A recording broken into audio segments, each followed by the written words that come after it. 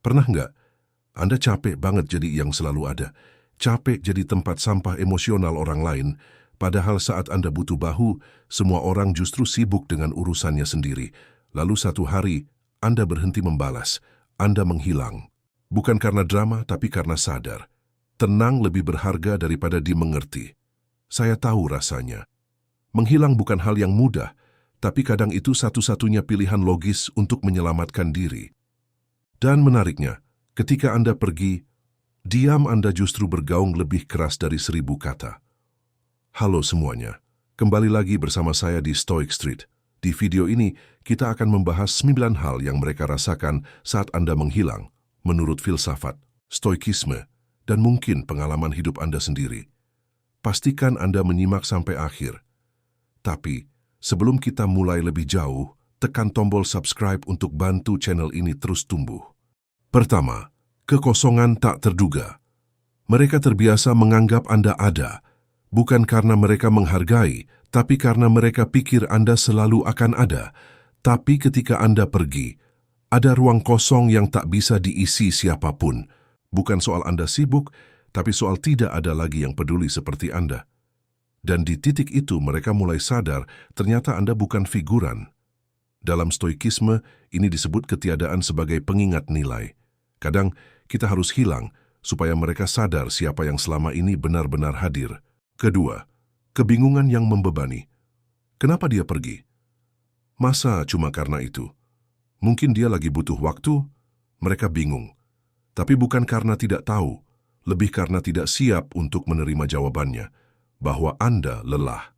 Dan mereka bagian dari penyebabnya. Stoikisme tidak mengajarkan kita untuk menjelaskan setiap keputusan. Kadang diam adalah pernyataan yang paling jujur. Anda tidak marah, Anda sadar. Ketiga, penyesalan yang tidak bisa dibayar. Seseorang pernah berkata ke saya, "Enak ya kamu bisa pergi tanpa rasa bersalah." Saya jawab, "Justru karena saya pergi, saya bisa sembuh." Saat Anda menghilang, mereka mulai flashback. Ingat ucapan yang mereka remehkan. Respons dingin yang dulu mereka anggap biasa, dan saat mereka ingin minta maaf, Anda sudah terlalu jauh. Penyesalan adalah guru yang kejam, tapi juga efektif. Keempat, rasa aman yang runtuh. Beberapa orang tidak mencintai Anda.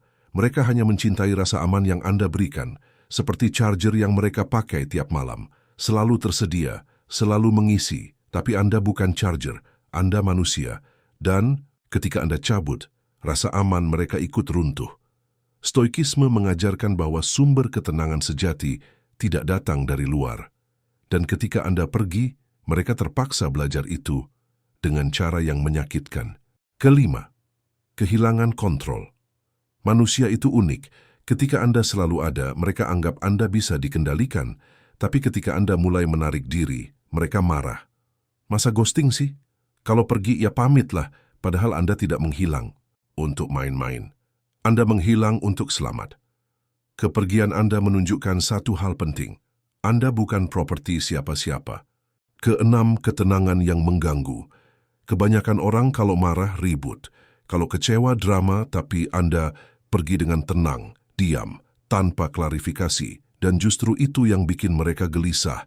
Ketenangan Anda memantulkan ketidakdewasaan mereka. Stoikisme mengajarkan kekuatan sejati adalah tidak bereaksi terhadap hal yang tidak layak mendapatkan reaksi. Ketujuh, renungan yang tak bisa dihindari. Saat Anda tak lagi membalas chat, tak lagi hadir dalam pertemuan, tak lagi peduli, mereka akhirnya terpaksa menatap kaca dan bertanya, "Selama ini saya sudah berlaku adil nggak ya?" Dalam filsafat stoikisme, ini adalah memento mori versi hubungan manusia. Kehilangan membuat kita sadar akan betapa tidak bijaknya kita saat masih punya. Kedelapan, menyadari nilai Anda yang tertunda. Dulu mereka anggap Anda biasa, tapi ternyata Anda tidak tergantikan. Senyum Anda, ketenangan Anda, cara Anda menyimak saat semua orang sibuk bicara. Dan saat semua itu pergi, mereka menyadari, Anda bukan sekadar ada, Anda meninggalkan dampak. Stoikisme bilang kita tidak bisa mengontrol bagaimana orang mengingat kita, tapi kita bisa mengontrol bagaimana kita hidup. Kesembilan, rasa hormat yang tumbuh setelah Anda pergi. Aneh ya, Kadang kita justru dihormati setelah kita tidak lagi bisa diakses. Ketika Anda tidak membalas, tidak datang, tidak berusaha kembali, di sanalah mereka mulai memahami bahwa Anda selama ini kuat, bukan karena bertahan, tapi karena tahu kapan harus pergi. Menghilang bukan pelarian, tapi kadang itu satu-satunya bentuk keberanian. Ketika Anda lebih memilih tenang daripada dimengerti oleh orang yang tidak pernah benar-benar mendengar. Terima kasih sudah menonton. Kalau video ini menggugah, jangan lupa klik like, subscribe, dan nyalakan notifikasi. Karena kadang video seperti ini datang justru ketika Anda paling membutuhkannya. Sampai jumpa di video berikutnya. Tetap diam jika perlu, tapi pastikan diam Anda punya nilai.